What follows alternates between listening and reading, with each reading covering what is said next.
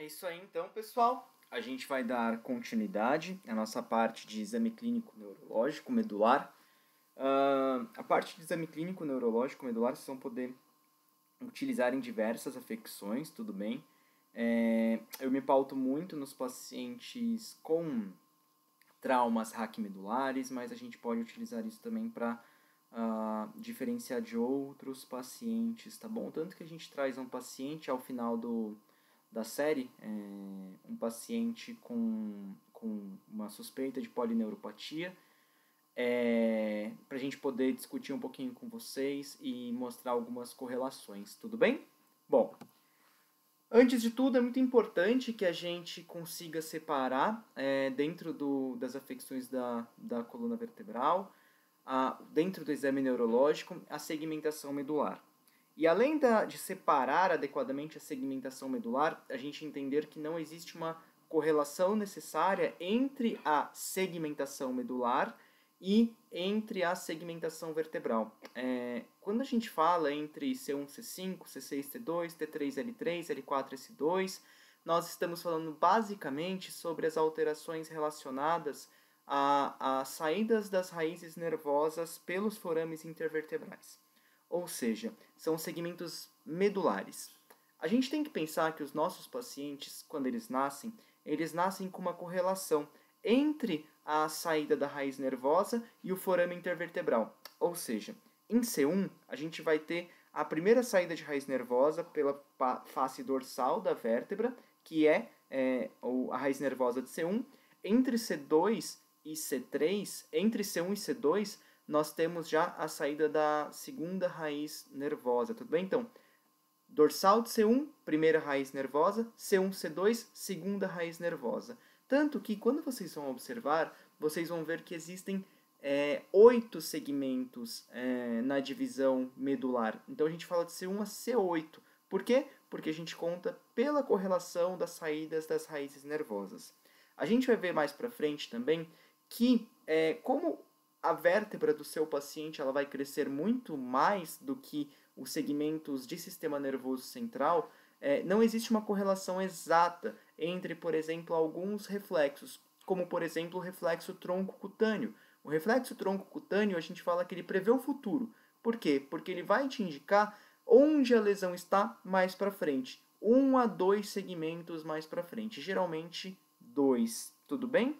A gente sempre fala que o dermátomo que o reflexo tronco-cutâneo inerva, ele sempre é 2 espaços caudais ao local de saída daquela raiz nervosa, certo? Então, para que a gente tenha essa correlação e essa continuidade da saída do nervo pelo forame, nós temos que os nervos são feixes axonais, e esses feixes axonais eles têm uma facilidade muito maior em fazer o seu elongamento, tudo bem? Então, quando a gente fala, pessoal, nas regiões medulares, nós temos C1, C5. C1, C5, ele vai ser importante tanto para membro torácico quanto membro pélvico. Tanto membro torácico como membro pélvico, ele vai atuar como neurônio motor superior, tudo bem? C6-T2, a gente tem uma região de intumescência, que nós chamamos de intumescência cérvico-torácica. Essa região ela tem uma quantidade muito maior de corpos de neurônios e é uma região que, em teoria, vai dar o tônus muscular. O que isso significa? Significa que a região de neurônio motor inferior é a grande responsável pelo tônus muscular daquela região, ou seja, da região cérvico-torácica dos membros torácicos. Esse tônus muscular que vai ser dado, ele é modulado pelo neurônio motor superior. Ou seja, quando nós temos uma lesão de neurônio motor superior, portanto C1, C5, essa modulação ela é perdida. E como a gente perde essa modulação do tônus muscular, uma lesão de C1, C5 faz com que o paciente de vocês tenha hipertonia muscular. E um paciente de vocês que tenha uma lesão C6, T2, ele tenha uma hipotonia muscular de membros torácicos. O que isso significa? Significa que o paciente com uma lesão C6-T2, ele vai ter hipotonia muscular de membros torácicos e redução, por exemplo, do reflexo flexor dos membros torácicos. Mas o que nós esperamos desse mesmo paciente com esse tipo de lesão em relação aos membros pélvicos? Nós esperamos que o tônus muscular dos membros pélvicos esteja normal ou mesmo aumentado. Tudo bem? Bom, e quando nós pensamos agora na região de T3-L3? A região de T3-L3, também conhecida como região tóraco-lombar, é uma região em que nós temos um tipo específico de neurônio, que é o neurônio motor superior. Esse neurônio motor superior ele tem uma importância bem significativa para os membros pélvicos, fazendo com que o quê? Com que haja modulação do tônus muscular. Portanto, pacientes que apresentem lesões de T3-L3, nós esperamos que esses pacientes eles apresentem hipertonia e hiperreflexia. Por quê? Porque não há uma modulação adequada da região de intumescência lombosacral e por isso o paciente ele fica hipertônico. Nós, quando realizamos os reflexos patelar, por exemplo, isquiático, tibial cranial, que são reflexos acessórios, nós esperamos que esses reflexos estejam aumentados, tudo bem? E nós esperamos também que o tônus muscular esteja aumentado. Tanto que vocês vão ver, quando a gente for começar a falar do exame neurológico, quando eu falar para vocês que vocês têm que fazer os reflexos, eu vou sugerir também que vocês façam a avaliação de tônus muscular. Seja esse tônus da musculatura, vamos pensar no membro pélvico, da musculatura extensora, quanto da musculatura flexora. Essa avaliação de vocês é muito importante quando vocês começam a pensar no próximo segmento que a gente vai conversar, que é o segmento de L4-S2, que é o segmento da intumescência lombosacra. Por que eu digo que é bastante importante vocês avaliarem o segmento e o tônus muscular nesse segmento? Esse segmento ele é muito complexo, ele é muito interessante, porque ele vai começando ali na região final da medula espinhal para a caudequina. E aí, quando a gente vai ver, a gente espera que um paciente com alteração nesse segmento, ele tenha sinais clínicos clássicos de neurônio motor inferior, porque é região de intumescência lombosacral e também região já de nervos, tudo bem? E lesão nervosa, lesão de placa motora, lesão de terminação nervosa, lesão axonal também gera um tipo de lesão com flacidez, tudo bem? Segue o mesmo padrão. Então, quando a gente chega na região L4-S2, a gente começa a perceber algumas possíveis alterações. Por exemplo, vamos falar das lesões de L4-L5 e de L5-L6. Essas regiões são regiões de saída de um nervo bastante específico, que é o nervo femoral. O nervo femoral, gente, ele caminha pela musculatura extensora do membro do paciente de vocês. O que significa que um paciente, por exemplo, com uma lesão em L4, mais lateralizada ou não, mas vamos pensar em lesões de L4, esse paciente ele pode, por exemplo, ter uma hipotonia da musculatura extensora e uma normotonia da musculatura flexora. Por quê? Porque a musculatura flexora dos membros pélvicos ela tem uma inervação principal do nervo isquiático. Então, a partir do momento que você tem um paciente com uma lesão L4, L5, L5, L6, esse paciente ele pode, eventualmente, ter uma hipotonia da extensora e uma normotonia da flexora. E o que a gente percebe nesses pacientes com lesões nessa região? A gente percebe uma alteração do nervo femoral. Se a gente for pensar no reflexo patelar, o reflexo patelar ele é um reflexo modulado por duas vias neurológicas, por dois nervos principalmente, o femoral e o isquiático. Se você tem uma alteração importante do nervo femoral, essa alteração importante do nervo femoral vai fazer com que o seu paciente ele tenha uma arreflexia de patelar. Mas, quando você for testar, por exemplo, o nervo isquiático, o reflexo do isquiático e o reflexo do tibial cranial, por exemplo, esses reflexos mais acessórios, esse paciente ele vai apresentar um reflexo normal dessas avaliações. E, além de tudo, é muito provável que esse paciente, quando vocês testem o reflexo flexor, ele apresente o reflexo flexor de maneira adequada, mas ele não apresenta nenhuma resposta adequada à extensão do membro.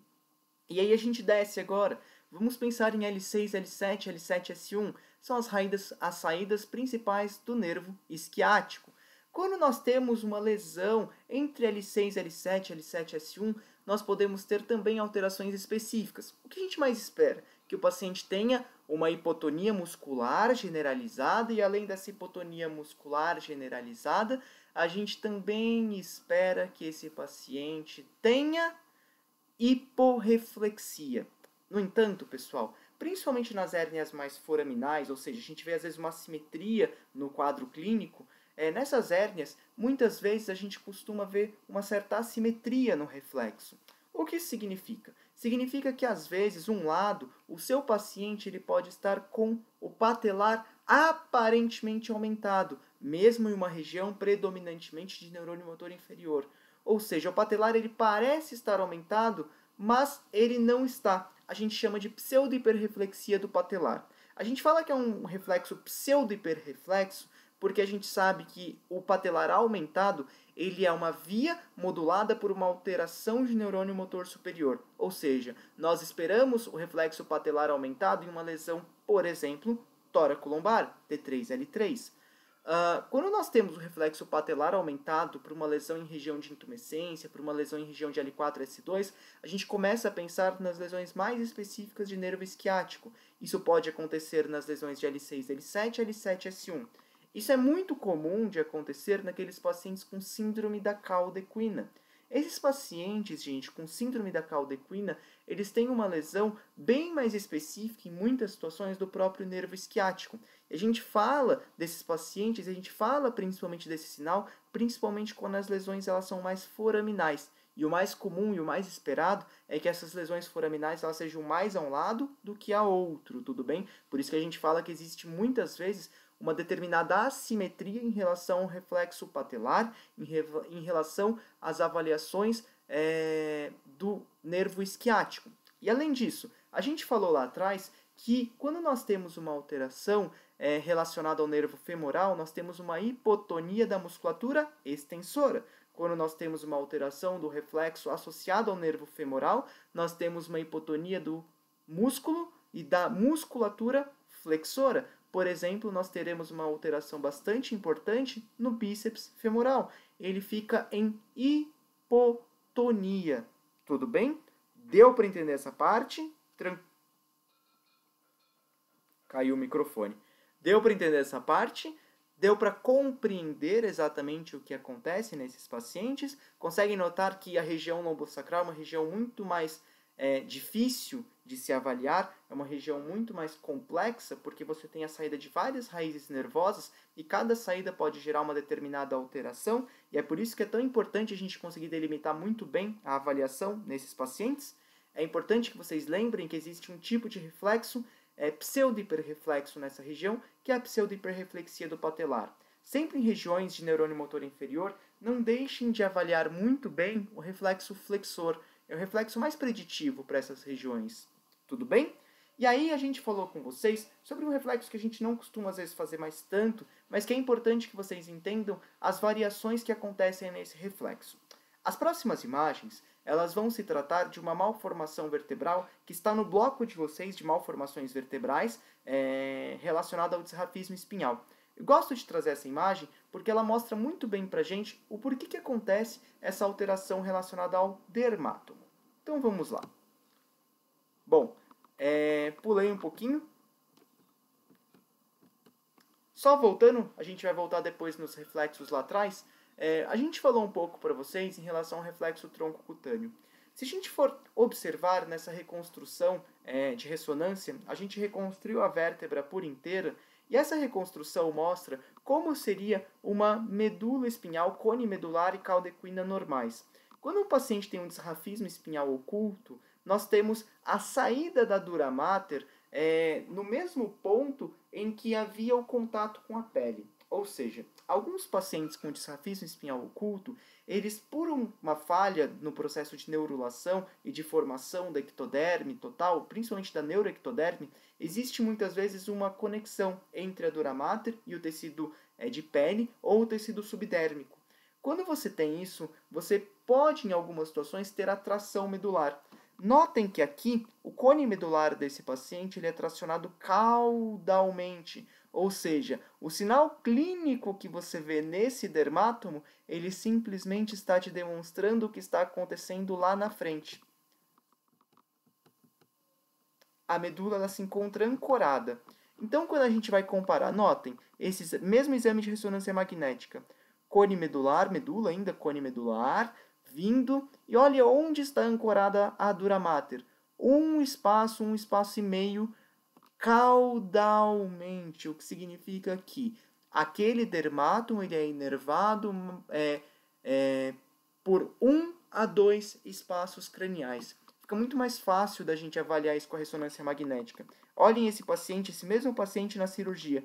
Notem que essa conexão da dura mater com o tecido subdermal, ele vinha caudalmente, tudo bem? Por isso que a gente fala que o reflexo troncocutâneo, a gente tem uma importância muito grande de compreender o que acontece lá na frente. Ou seja, se você tem uma redução do reflexo troncocutâneo em T13L1, em T12T13, é muito provável que a lesão esteja um pouco mais cranial, 1 a 2 espaços. Então, T12 e T13, a lesão pode estar em T10, T11, T11 e T12. Tudo bem?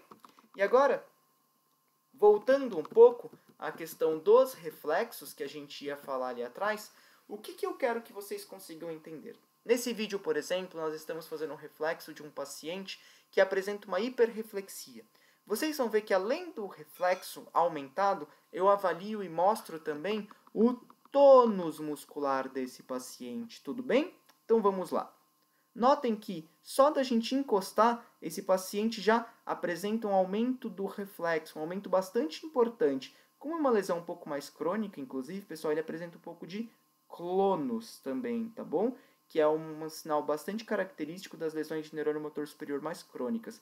Notem que agora a gente está palpando o tônus muscular. Notem que é um paciente com aumento de tônus, tanto da face flexora quanto da face extensora. Esse exame que eu fiz nesse paciente é um exame que é muito importante de vocês realizarem em todos os pacientes de vocês, tudo bem? É muito importante avaliar tônus muscular, hipotonia e hipertonia. Tudo bem? Notem que a musculatura extensora e flexora desse paciente ela se encontra normal. Nesse paciente aqui, por sua vez, quando a gente vai avaliar principalmente o flexor, esse paciente ele não apresenta qualquer resposta ao reflexo flexor. Nós podemos fazer em algumas situações. Notem que aí, além do flexor, nós fizemos o reflexo nocioceptivo de dor superficial, mas notem que esse paciente ele não apresentou em momento nenhum flexão do membro. Esse paciente ele apresenta uma ausência do flexor. Quando a gente pensa em ausência de flexor, a gente vai sempre pensar nos reflexos associados a neurônio motor inferior, ou seja, alguma lesão em tumescência lombosacral nesse paciente, por exemplo, ou alterações relacionadas à placa motora, por exemplo. Esse paciente muitas vezes não consegue fazer a despolarização adequada para que haja o arco reflexo. Nós podemos pensar também em lesão do próprio nervo associado ao reflexo flexor, principalmente ao isquiático e suas ramificações, tudo bem? Então nós podemos ter quadros inflamatórios, como uma polineuropatia, como uma polirradiculoneurite, podemos ter uma alteração bastante importante, lateralizada ou não, associada a uma compressão medular, levando a uma compressão de isquiático, como na síndrome da caldequina. Podemos ter outras alterações traumáticas do próprio nervo, e entre outras, pessoal. Então, vocês conseguem notar que é um paciente com uma alteração flexora importante. Aquele outro paciente, por sua vez, era um paciente com uma hipertonia e, além da hipertonia, também hiperreflexia. Então, vocês conseguem notar essas diferenças e, dentro do próprio exame neurológico de vocês, buscar algumas possíveis alterações? Vamos pensar, por exemplo, em uma afecção inflamatória infecciosa como a neóspora, que pode fazer com que o paciente de vocês tenha 1000 faces de alterações, mas a que a gente costuma mais encontrar são as alterações relacionadas a neurônio motor inferior, principalmente flacidez, podendo inclusive evoluir para uma paralisia. É o único quadro, praticamente, que a gente pensa em falar para vocês em tetraparalisia. Por quê? Porque esse paciente ele pode, eventualmente, ter uma alteração associada à neóspora, uma meningomielite associada à neóspora, tanto em região de intumescência lombosacra, quanto em região de intumescência cervicotorácica. Esse paciente, eventualmente, apresentar uma alteração muito importante relacionada à sua motricidade, sem que haja talvez uma alteração importante nas suas respostas respiratórias, tudo bem? A gente vai falar mais disso com vocês no bloco de doenças inflamatórias da medula espinhal, então quem tiver interesse pode pular para lá depois. Então, notem que esse paciente tem uma alteração bastante importante do flexor, o outro paciente, por sua vez, tinha uma hipertonia com hiperreflexia. Lá na frente a gente vai ter um vídeo desse paciente também, que vocês vão ver que além dessa ausência do flexor, ele também tinha uma redução ou ausência dos reflexos miotáticos. Tudo bem? Espero que tenha dado para vocês entenderem bem essa primeira parte. Quis explicar com alguns casos clínicos, quis explicar também com vocês em relação ao reflexo troncocutâneo, que às vezes não é tão visível para as pessoas, mas quando a gente vê essa imagem de ressonância magnética, sabendo que inicialmente o paciente ele teria a mesma altura de L4, com o mesmo dermátomo de L4, por exemplo, que é o que acontece naquele paciente, enquanto a vértebra dele cresce X, talvez a região muscular, a região de tecidos moles, a região de pele vai crescer 2x. Então você vai ter uma tração desse cone medular, no que foi o que aconteceu com esse paciente, mas a gente vai ter uma elongação dos axônios para que eles consigam fazer a inervação daquele dermátomo, tudo bem? Lembrem-se que o axônio ele consegue se multiplicar muito mais facilmente, considerando todas as estruturas do sistema nervoso. Tudo bem? Então, pessoal, espero que tenha ficado claro. Tendo qualquer dúvida, a gente se encontra à disposição. Tudo bem? Obrigado, pessoal!